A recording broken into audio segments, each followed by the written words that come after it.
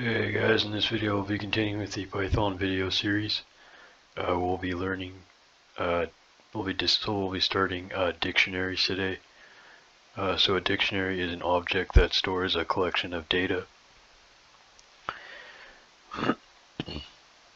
Excuse me, so each element in a dictionary has two parts, a key and a value.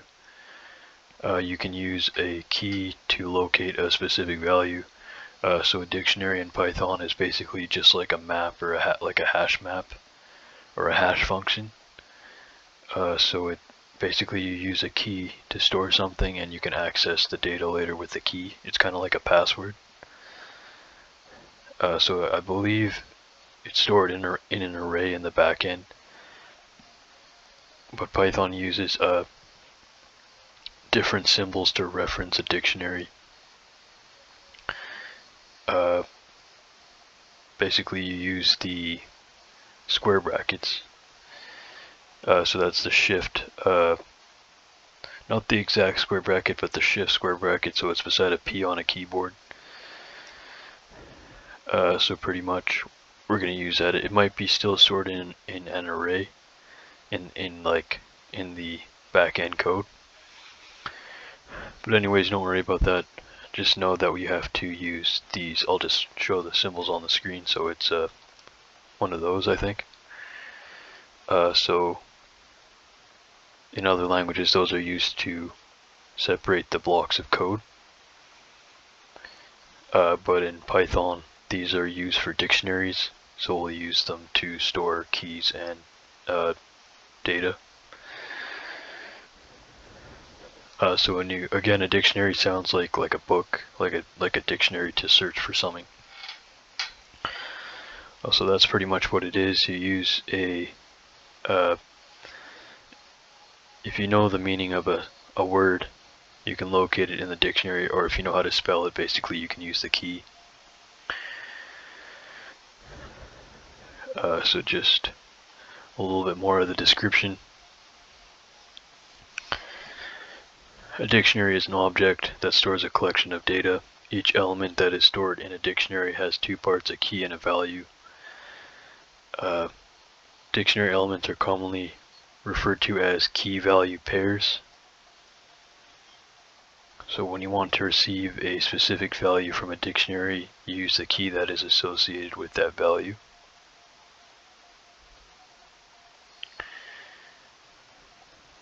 So again, it's like a map. If you're familiar with other programming languages, it's exactly like a hash map. That's what it is, a hash map or a hash function, a map.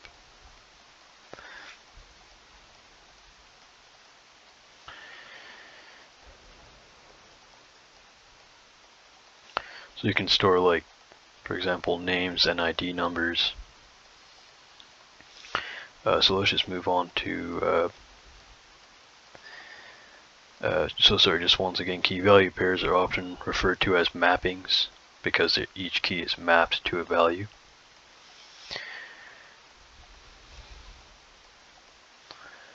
If you're not understanding what that means, I'll do an example. We're going to do an example in 1 sec. So creating a dictionary, you can create a dictionary by enclosing enclosing the elements inside. Sorry, not did I say square brackets? Pretty much curly braces. I think that's the correct term for them. So an element consists of a key followed by a colon or a comma followed by a value. So it's a key, comma value. You're gonna have to put them some in string literals, I believe. So we'll just do an example now. 1 sec here. Apologize.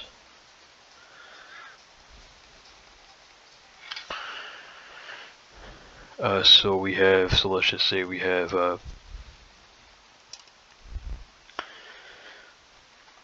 let's just call it a dictionary 1, or you could just say user dictionary.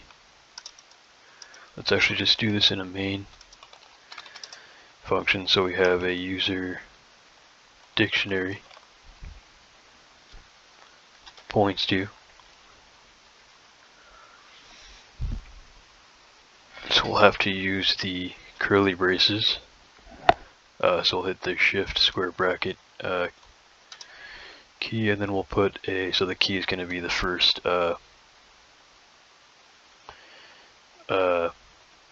it's going to be the key basically. So the key is going to go in the string literal. I think you're going to need, both are going to need string literals. Well, in this case we're storing the key as a string, I believe. So we're going to store the key as a string. We can just do anything. What's something we can match? But we can just do, maybe we'll just do the fruits example again, so we can have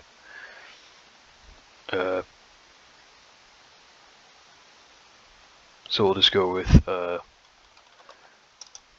orange, comma, oranges. Just an example, anything you really want, just for the purpose of explaining. So we have the key, sorry, not a comma, we need a shift semicolon to separate them. And then a comma after the second string literal, so this is the first string literal, shift semicolon, then the second string literal. I'll just go with some random fruits.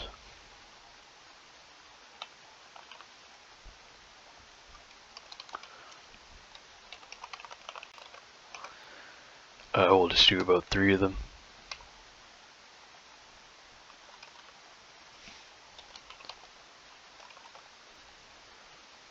Alright, that should be all. User dictionary points to orange, oranges, comma, blueberry, blueberries. What's did I put some in there? Okay, that should be fine. So now this is our dictionary here. So again, we could have put like you could have put people's names, ID numbers, something, anything. You can store probably like user data for an app or just random data. So this statement creates a dictionary and assigns it to the user dictionary variable, which is an object. It's a dictionary object. Well, we're going to go over objects pretty soon. Actually, in the next chapter. So that'll finish Python. So this statement creates a dictionary and assigns it to the user dictionary variable. The dictionary contains the following 3 elements. So the first element in a dictionary is actually this whole thing here. That's the correct term for it. Orange is the key. Oranges is the value. So orange is the key, this one here, without the S, the singular form of orange. That's the key, and the value is oranges, the plural form. And that's just the same for all of them, so we don't need to go through all the whole dictionary, but it's the same for the rest of them. So in this example, the keys and the values are strings.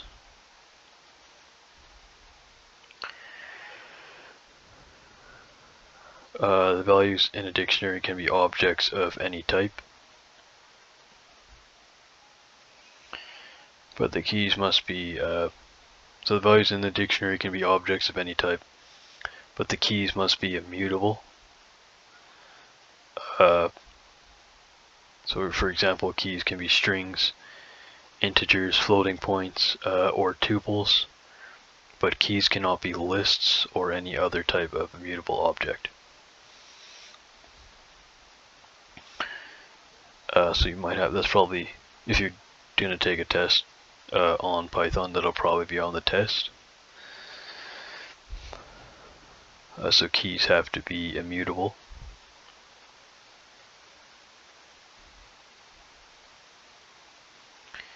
Apologize. I believe keys have to be mutable. I think there's an error in my notes.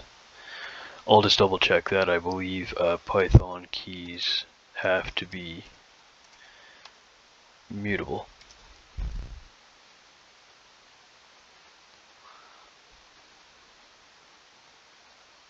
Oh, you know what? I messed that up. I got that mixed up. Apologize for that. So the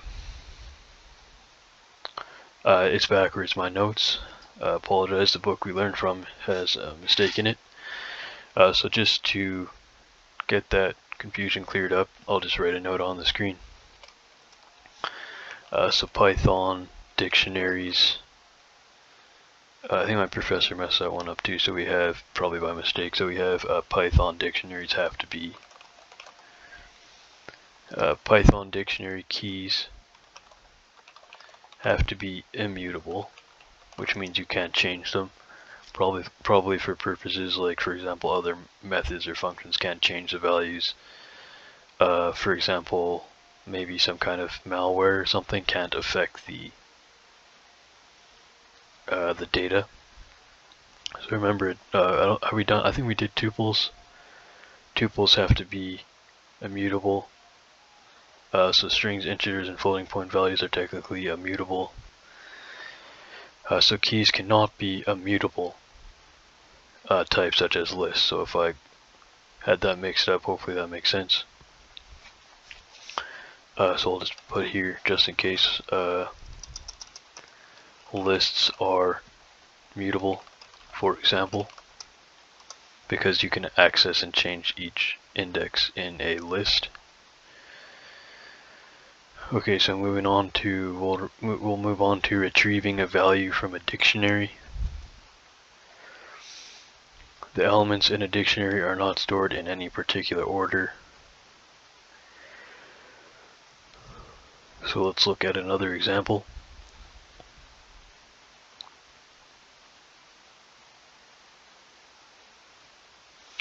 So I believe that if you store a dictionary in, for example, an order like this, as we have here, oranges, or orange oranges, blueberry blueberries, apple apples, when Python stores a dictionary, it can mix up the data. So you might change blueberry to index 0, orange to index 3, something like that. When you print it, it might print the data backwards. I think that's what it's trying to get at. So let's just try to print a user dictionary. See what happens. Okay, so I'm going to have I forgot about sometimes the window, the debug or the run window isn't showing on my screen or on the Windows recorder, so I'll have to, first time with JetBrains software, actually, well, for C-line it wasn't working either. It worked in IntelliJ, but anyways, we'll go with the breakpoint here. Save it. I'll debug. I'll click the debug icon in the top right corner. What happened there? Okay, so we have our dictionary. So let's print it. I'll click the step over button. Click the console. So as you can see, we'll printed it out in the exact same order. So just note that it's possible for Python to retrieve the data in a different order that you set the data.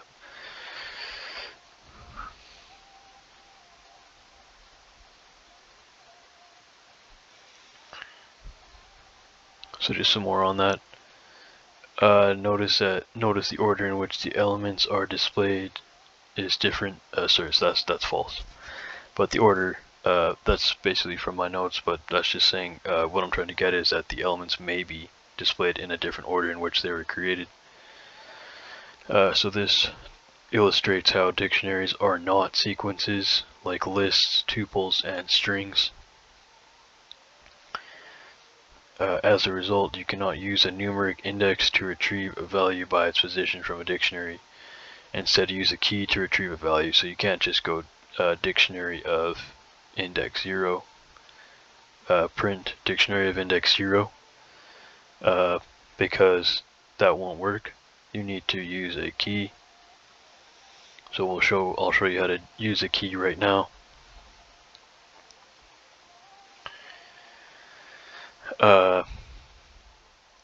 So to retrieve a value from a dictionary, you just write the expression in the following. So I'll just show the general format. So we'll just have to retrieve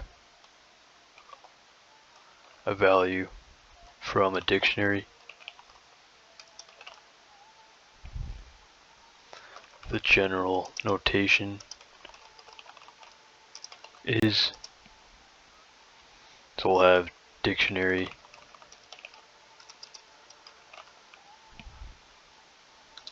so just dictionary name, whatever it is, and then pass in the, so it's a little bit confusing because you have to use the square brackets now to pass in the key, I believe, so that's the notation. So we'll show an example in a sec. So in the general format, dictionary name is the variable that references the dictionary, and key is a key. If the key exists in a dictionary, the expression returns a value that is associated with the key. If the key does not exist, a key error exception is raised, so you will get an exception if the key doesn't exist, so you're going to have to handle that using a try and except block, which we'll probably do. So the following, so we'll do another example here. So we have our dictionary already. We'll use the fruits dictionary. So now if we I'll just delete these comments, or some of the previous comments. So if we can print out the dictionary, then we can say here we want to call user dictionary of the index of the key. Let's just say we want blueberry. What's happening with that?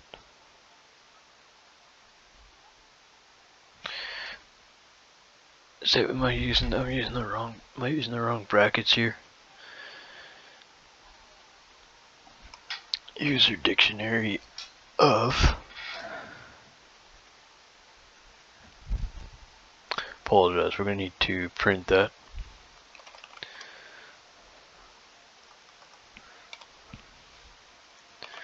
So print user dictionary of index key blueberry.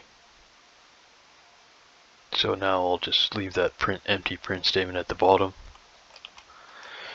So we can set a breakpoint there, so it basically just runs the code up to that point. So that we have our, so yeah, so it worked. Hopefully you can see the debug screen. So we have our dictionary being printed out. Then below we have blueberries, which was accessed with the key blueberry.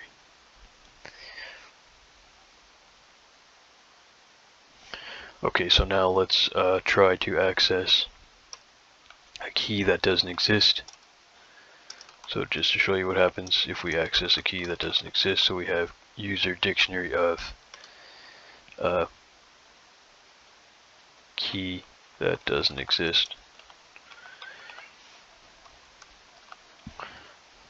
Okay, so we'll just try to print that out.